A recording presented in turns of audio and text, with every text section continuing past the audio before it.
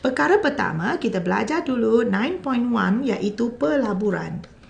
Okey, 9.1 iaitu pelaburan, comel. Perkara pertama, kita mesti tahu apa itu definisi. Definisi, that mean maksud pelaburan. Pelaburan merupakan satu usaha menangguhkan penggunaan wang pada masa sekarang.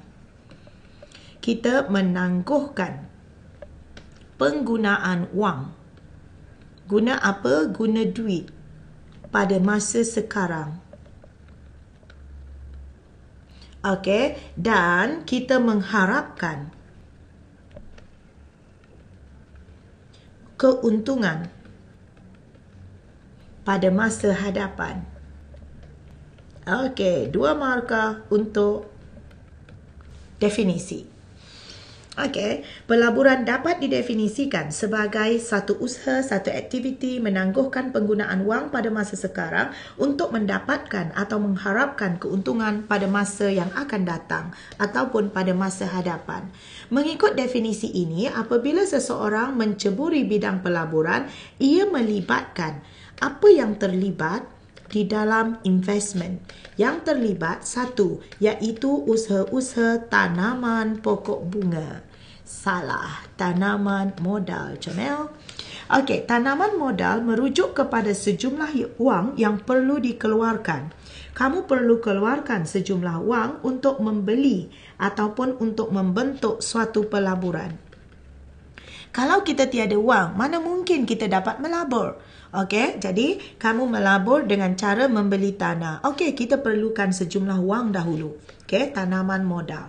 Step yang kedua, apa lagi yang kedua yang terlibat? Iaitu peralihan masa. Selain daripada tanaman modal, dia perlukan peralihan masa. Iaitu jangka masa dari hari instrumen pelaburan ini dibeli sehinggalah ia dijual. Iaitu tempoh masa daripada ia dibeli sehinggalah ia dijual. Contoh, kamu beli sebidang tanah pada harga RM400. Bila tu ya? 1948. Wah, 1948, RM400 is very expensive weh.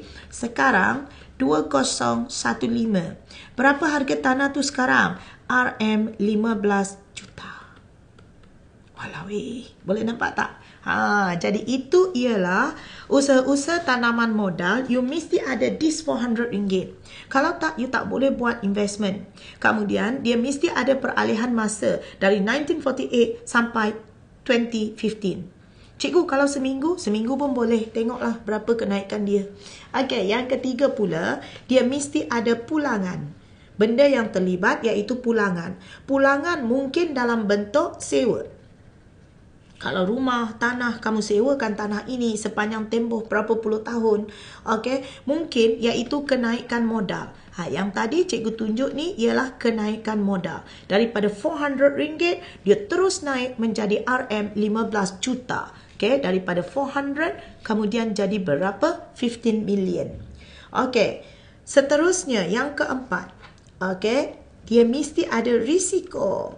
Kemungkinan pelaburan itu akan mengalami kerugian dan kita akan diisytiharkan bankrupt. Kita buat bisnes. Modal berapa? 200,000. End up berapa? Negative 500,000. Boleh? Okey.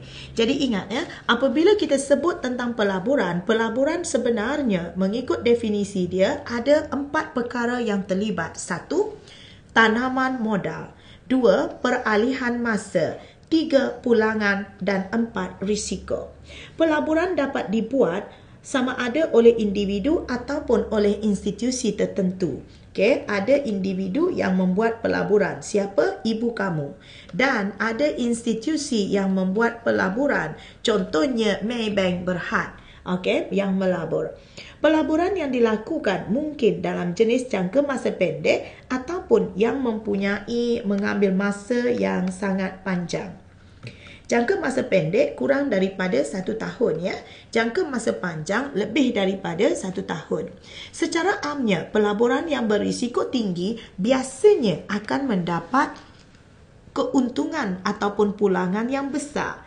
Dan biasanya, I'm talking about kebiasaan. Okay? Kalau risiko itu adalah tinggi, pulangan dia kita sebut dia sebagai pulangan ataupun untung juga tinggi. Kalau risiko kamu adalah rendah, maka keuntungan yang kamu dapat juga adalah murah. Boleh sikit je.